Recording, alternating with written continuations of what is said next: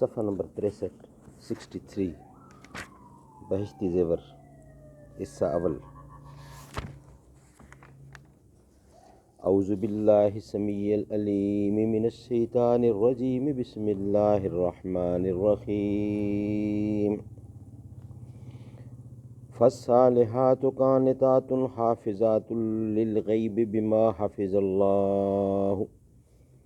سو جو عورتیں نیک ہیں اطاعت کرتی ہیں مرد کی غیر موجودگی میں، بحفاظت الہی نگہداشت کرتی ہیں۔ ارشاد خداوندی کے مفہوم کی وضاحت اور اس پر عمل کرنے کا طریقہ جاننے کے لیے بہشتی زیور حصہ اول مسلمان لڑکیوں اور عورتوں سے متعلق زندگی کے تمام اہم اور ضروری مسائل کا بیان اور ہدایات حکیم الامت حضرت مولانا محمد اشرف علی تھانوی رحمۃ اللہ۔ سبجیکٹ ہے موضوع، یعنی موزے جو پہنتے ہیں جیسے ساکس ہوتی ہے، جرابیں ہوتے ہیں، موزوں پر مسح کرنے کا بیان کہ موزوں پر مسح کیسے کیا جاتا ہے، یعنی جو اس سے پہلے وضو سے پہلے ہمارا ایک بیان چل رہا تھا تیمم، وضو کرو یا تیمم کرو، موزوں پر مسح کیسے کیا جاتا ہے۔ نمبر 1، اگر چمڑے کے موزے وضو کر کے پہن لیں اور پھر وضو ٹوٹ جائے تو پھر وضو کرتے وقت موزوں پر مسح کر لینا درست ہے، اور اگر موزہ اتار کر پیر دھو لیا کرے تو یہ سب سے بہتر ہے۔ نمبر 2، اگر موزہ اتنا چھوٹا ہو کہ ٹخنے موزے کے اندر چھپے ہوئے نہ ہوں تو اس پر مسح درست نہیں۔ اسی طرح اگر بغیر وضو کیے موزہ پہن لیا تو اس پر بھی مسح درست نہیں، اتار کر پیر دھونا چاہیے۔ یعنی اس کا مطلب یہ ہے کہ اگر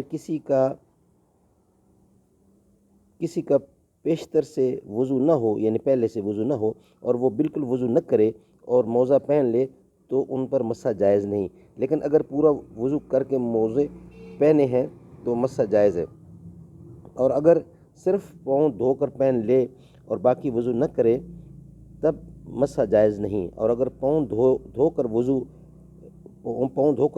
موزے پہنے اور اس کے بعد وضو پورا کر لیا، اس کے بعد وضو ٹوٹا تو اب مسح جائز ہے، اور اگر پاؤں دھو کر موزے پہن لے اس کے بعد باقی وضو کرنا شروع کیا مگر ابھی وضو نہ کرنے پر مگر ابھی وضو نہ کرنے پائی تھی کہ وضو ٹوٹ گیا تو اب مسح جائز نہیں۔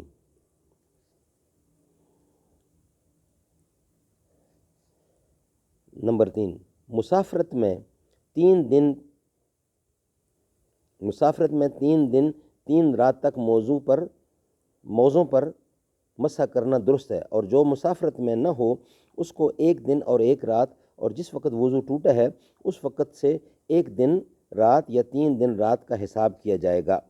جس وقت موزہ پہنا ہے اس کا اعتبار نہ کریں گے، جیسے کسی نے ظہر کے وقت وضو کر کے موزہ پہنا، پھر سورج ڈوبنے کے وقت وضو ٹوٹا تو اگلے دن کے سورج ڈوبنے تک مسح کرنا درست ہے، اور مسافرت میں تیسرے دن کو سورج ڈوبنے تک، جب سورج ڈوب گیا تو اب مسح کرنا درست نہیں رہا۔ نمبر 4، اگر کوئی ایسی بات ہو گئی جس سے نہانا واجب ہو گیا تو موزہ اتار کر نہائیں، غسل کے وقت موزے پر مسح کرنا درست نہیں۔ نمبر 5، موزہ کے اوپر کی طرف مسح کرے، تلوے کی طرف مسح نہ کرے، یعنی نیچے کو باٹم کو مسح نہیں کرنا، اوپر ٹاپ پر۔ نمبر 6، موزے پر مسح کرنے کا طریقہ یہ ہے کہ ہاتھ کی انگلیاں تر کر کے آگے کی طرف رکھے، انگلیاں تو سموچی موزہ پر رکھ دے اور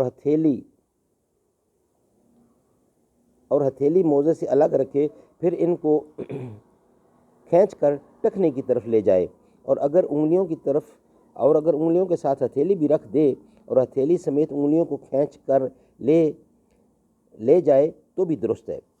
یعنی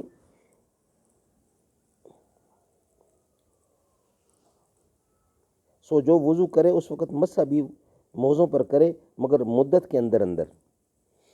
نمبر 7، اگر کوئی الٹا مسح کر لے یعنی ٹخنے کی طرف سے کھینچ کر انگلیوں کی طرف لے جائے تو بھی جائز ہے، لیکن مستحب کے خلاف ہے۔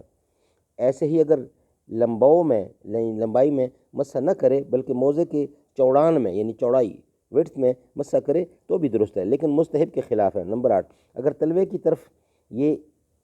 کی طرف یا ایڑی یا موزے کے اغل بغل میں مسح کرے تو بھی درست نہیں ہے۔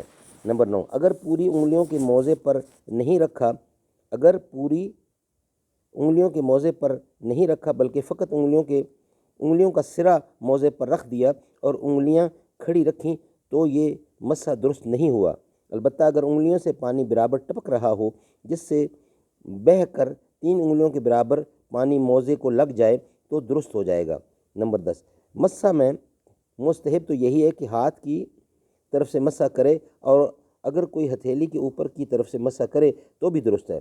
نمبر 11، اگر کسی نے موزہ پہن کر مسح نہیں کیا لیکن پانی برستے وقت باہر نکلی یا بھیگی گھاس میں چلی جس سے موزہ بھیگ گیا تو مسح ہو گیا۔ نمبر 12، ہاتھ کی تین انگلیوں بھر ہر موزے پر مسح کرنا فرض ہے، اس سے کم میں مسح درست نہیں۔ نمبر 13، جو چیز وضو توڑ دیتی ہے اس سے مسح بھی ٹوٹ جاتا ہے اور موزوں کے اتار دینے سے بھی مسح ٹوٹ جاتا ہے۔ اگر کسی کا وضو تو نہیں ٹوٹا لیکن اس نے موزے اتار ڈالے تو مسح جاتا رہا، اب دونوں پیر دھو لیوے، پھر سے وضو کرنے کی ضرورت نہیں۔ اللہ تعالی ہمیں عمل کرنے کی توفیق عطا فرمائے۔ باقی اس کا نیکسٹ ویلاگ میں بیان کیا جائے گا۔ صدق اللہ العلی العظیم۔